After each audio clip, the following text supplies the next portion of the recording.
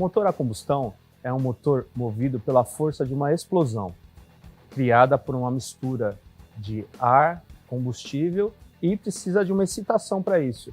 É onde nós usamos a vela. A vela cria uma faísca, provoca aquela combustão, né, dentro do motor, empurrando um pistão, um eixo de manivelas, fazendo a força motriz.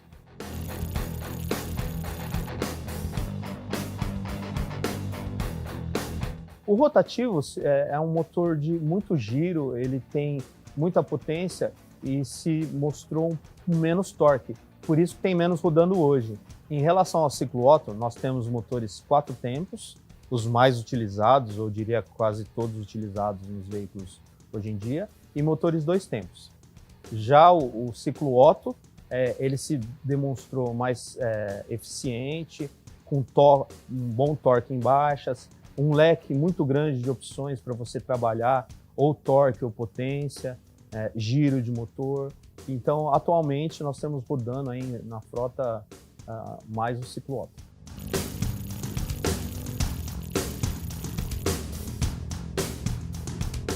Essencialmente, para funcionamento de um motor, o que nós precisamos ter? Basicamente, a combustão e a compressão. Mas, para isso, o que nós precisamos também? Ter combustível, né? E a ignição. A dose exata de combustível, ar, a faísca, é onde se nasceu o carburador. Atualmente, usamos a injeção eletrônica, os bicos injetores.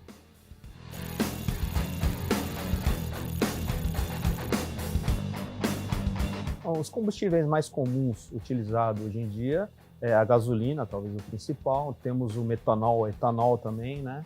E temos o diesel, muito usado na linha de motores pesados.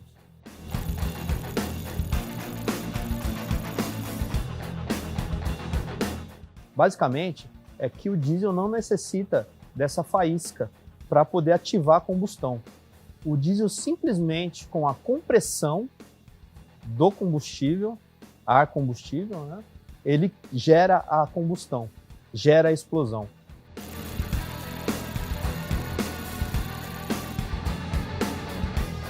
Ocorre através das velas. Como isso funciona? É gerada uma carga muito grande de energia elétrica descarregada na bobina, a bobina transfere isso para a vela gera uma faísca, onde tem um start no ponto certo, gerando essa combustão, né, ou essa explosão dentro do motor, na câmara de combustão.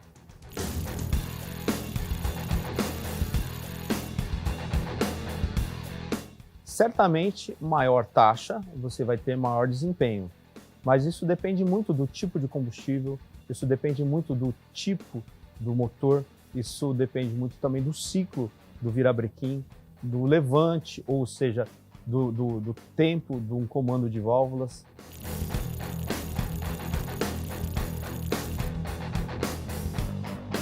É a injeção indireta e a injeção direta. A indireta é a que veio depois do carburador com a injeção monoponto, ou seja, é um bico, né, mono, que fazia a distribuição através do coletor pela aspiração das válvulas para a câmara de combustão.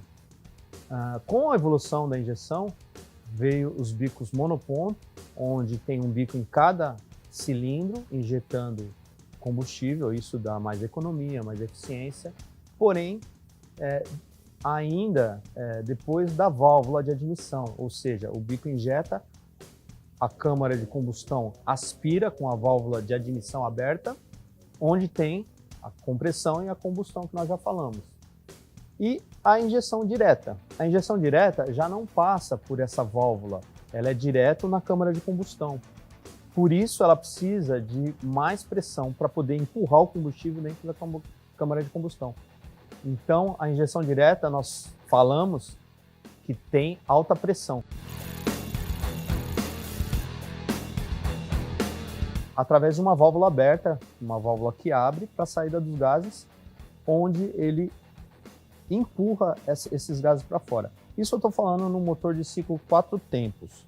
Nós temos, por exemplo, motor 2 tempos, onde não existe a válvula de escape, é feito já por uma janela, onde após a combustão do pistão, o pistão descendo já passa por uma saída sem válvula e esses gases saem.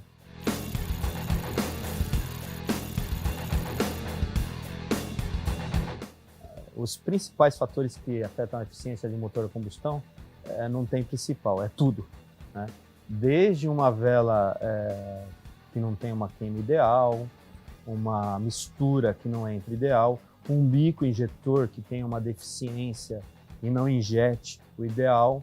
Ou seja, o motor a combustão ele precisa ter todo esse conjunto muito bem sincronizado, ou na nossa linguagem, muito bem afinado. Um motor muito bem afinado, ele vai trazer melhoria no desempenho e economia de combustível.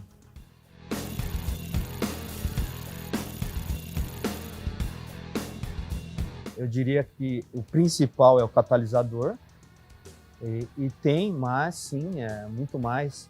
Por exemplo, como a válvula de canister, é uma tecnologia que reaproveita os gases do combustível. A modernização dos respiros dos gases do motor, eu diria gases do óleo do motor, né? Aquele calor, aquele vapor que cria com a temperatura elevada de óleo, também é uma tecnologia para diminuir a emissão de gases, onde ele reaproveita tudo aqueles vapores de óleo, aqueles gases que saem do próprio motor, voltando para a câmara de combustão.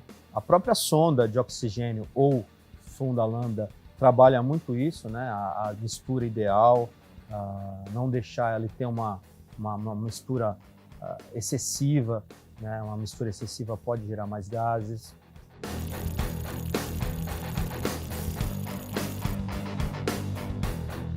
Ocorre, claro, pelo óleo, só que ele precisa de uma bomba que pesca esse óleo, o nome é pescador da bomba, passa pelo filtro de combustível, passa pelo eixo de manivela através de uma galeria, né?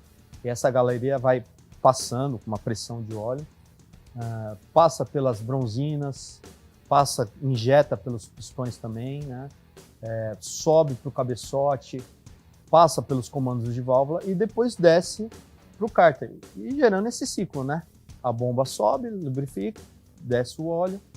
Por isso que é necessário a troca de óleo, a troca dos filtros, porque isso aí sofre um desgaste com temperatura, o funcionamento.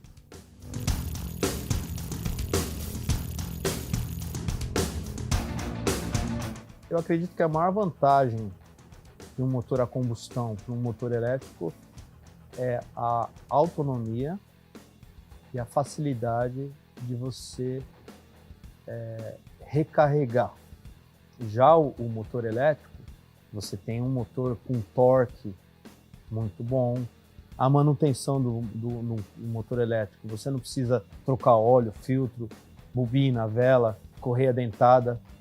Uma bateria em um carro elétrico, ela se desgasta também. A durabilidade dela, ela tem uma vida útil.